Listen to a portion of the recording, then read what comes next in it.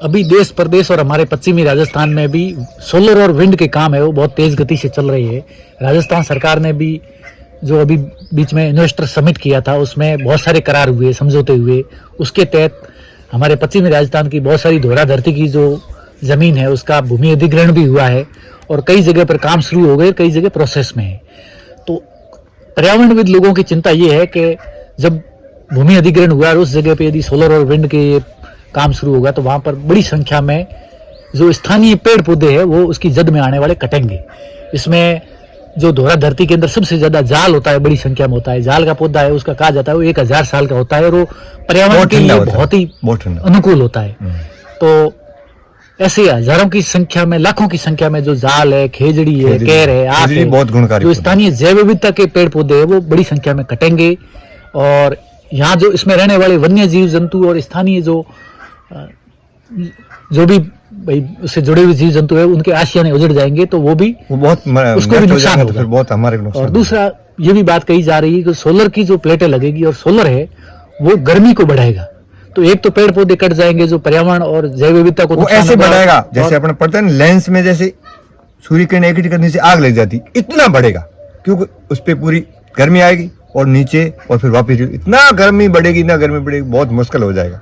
ये बहुत गलत काम। अपने पश्चिमी राजस्थान में जो बाड़मेर जैसलमेर की धोरा धरती है पहले गर्मी ज्यादा है, पेड़ कट रहे और फिर उससे और गर्मी एक्स्ट्रा ले रहे, क्या होगा आप बताओ। जो सोलर वाली छतरियां है वो कितनी गर्मी पैदा करेगी, बहुत ज्यादा। आपको बता दिया ना, वो जैसे देखो एक लेंस में आप सूर्य किरणों इकट्ठी करने से आग लग जाती है, वो इकट्ठी हो जाती है और ज्यादा बढ़ेगी। ये बहुत गलत है। अब जैसे कोई एक गांव है उसके अंदर कम से कम 100 एकड़ की जमीन हो, लगातार पूरी उसके अंदर सोलर में चली गई है और वहां केवल सब पूरी वनस्पति है वो काट ली जाएगी और केवल सोलर की प्लेटें प्लेटें, तो आसपास के लोग हैं उनका गर्मियों में क्या हाल होगा। गर्मियों में ज्यादा हाल होगा। दूसरी बात, जो पक्षी है ना, एक बार 28 डिग्री तापमान पहुंचा, चिड़िए होले मंदी को सब ऐसे मर रहे थे, क्यों 50 डिग्री में सहन नहीं कर सकते, 50 ऊपर सारे मर जाएंगे। तो जब मर जाएंगे तो उनको जब जलन होगी और उनका जो श्राप मिलेगा, और हम खुद को 50 डिग्री ऊपर, इतनी हमारे में ताकत नहीं है, तो हमारा बहुत जीना ऐसा मुश्किल हो जाएगा जैसे कोई फोड़ा होता कैसे जल रहा है। बहुत गर्मी बढ़ेगी और दूसरी बात पेड़ नहीं, ऑक्सीजन नहीं मिलेगा। अभी तो लोग बहुत खुश हो रहे हैं, लोग कह रहे हैं हमारी जमीन सोलर में जा रही है, हमको पैसे मिलेंगे, हमारी गाड़ी लगेगी, हमको ठेकेदारी। अब तो खुश हो रहे हैं पर जलेंगे ना। प्रकृति का जो अपना आप में, प्रकृति किसी को छोड़ेगी नहीं, क्योंकि पहले हमारे बुजुर्ग तो इसलिए कम से कम पेड़ थे तो भी, क्योंकि कहते थे कितने नियम बनाते, गोचरोवन में पेड़ की टहनी भी नहीं काटना, नुकसान नहीं करना, तो सब जीवन जिए। गोचरोवन की जमीन है वो भी काफी संख्या में इस कंपनियों को दी जा रही है, तो बहुत गलत हो रहा भाई। उनका जो देखो उनका आर्थिक जो स्थान है वो कहाँ रहेंगे, उनकी जरूरत नहीं क्या। पर्यावरण का अर्थ है कि सभी जो पेड़ पौधे जीव जंतु ये अपना पर्यावरण में प्रकृति को अपना बैलेंस बना रहे, ये ताकत दे रहे। आप उसको खत्म करे तो आप अकेले फिर वहां कैसे रहोगे, बहुत गर्मी बढ़ेगी। उन प्रकृति सब प्राणियों को जो अपना में आपको अपने बाड़मेर जैसलमेर दोनों जिलों के एक आधा एरिया है, उसमें शिव विधानसभा का बहुत बड़ा क्षेत्र आता है। डीएनपी आपको बताओ तो डेजर्ट नेशनल पार्क, उसमें जो अपने गोडावण पक्षी होता है तो इसको कहा जाता है कि भाई ये ज्यादा इंसानों की दखल पसंद नहीं करता। बिल्कुल बिल्कुल। और तभी उस डीएनपी के एरिया में आने वाले उस क्षेत्र के अंदर ये सड़क जैसी विकास कार्य वो भी बाधित होते हैं और उसमें जो फॉरेस्ट मंत्रालय है वो आराम से उसकी अनुमति नहीं देता है। लेकिन अभी ये सोलर और विंड की जद में वो जमीन भी आ रही है, तो फिर वो तो गलत है। वो कहाँ रहेंगे, कैसे रहेंगे। तो गोडावण को इससे नुकसान होगा, सबको ही होगा।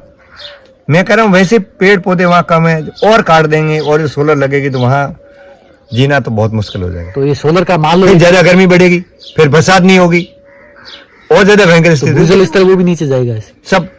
क्योंकि पहले देखो हमारे बुजुर्गों की कितनी अच्छी व्यवस्था थी, एक गांव में एक कुआं था, पूरे गांव का मैनेजमेंट था।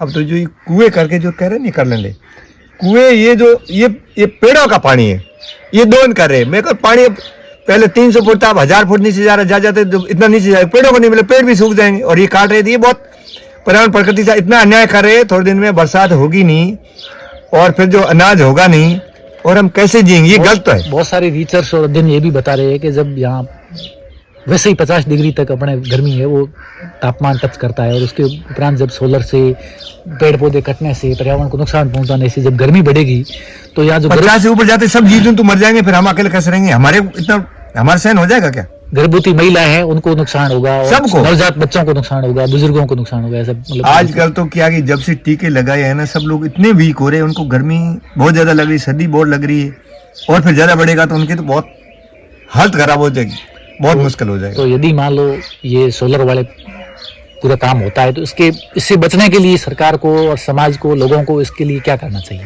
इसके लिए बिल्कुल आप सोलर लगाओ नहीं लगाओ, पर्यावरण में ज्यादा से ज्यादा पेड़ होना चाहिए। गर्म प्रदेश में जो हमारे बुजुर्गों ने पर्यावरण के लिए पेड़ पौधे और जीव जंतु ये हमारे पर्यावरण में शामिल है। गुजरात के अंदर ये सोलर का जहाँ काम हुआ है तो वहाँ सरकार ने क्या किया है कि भाई कहीं सोलर का प्लांट लगा, सोलर के प्लांट के चारों ओर उन्होंने पौधों से पूरा इसको ढक दिया ताकि उसकी जो गर्मी बाहर नहीं जाए। हाँ तो ठीक है, नहीं तो ये तो काट रहे पहले तो से। गुजरात के अंदर ये मॉडल अच्छा लागू हुआ है कि जो उन्होंने सोलर लगाया कहीं ऐसी सुनसान जमीन। ज्यादा पेड़ होंगे तो कम से कम उसको ठंडा तो करेंगे। यार ये तो पूरे जो है वो पहले काटे तो और ज्यादा गर्म बढ़ेगा। ये करना पड़ेगा, नहीं करेगा तो नहीं लगाना चाहिए। नहीं तो लगाने के बाद तो पर्यावरण में बहुत ज्यादा खतरा, और सब ज्यादा खतरा होने से हमारे यहाँ मारवाड़ और थार में जो जीना मुश्किल हो जाएगा।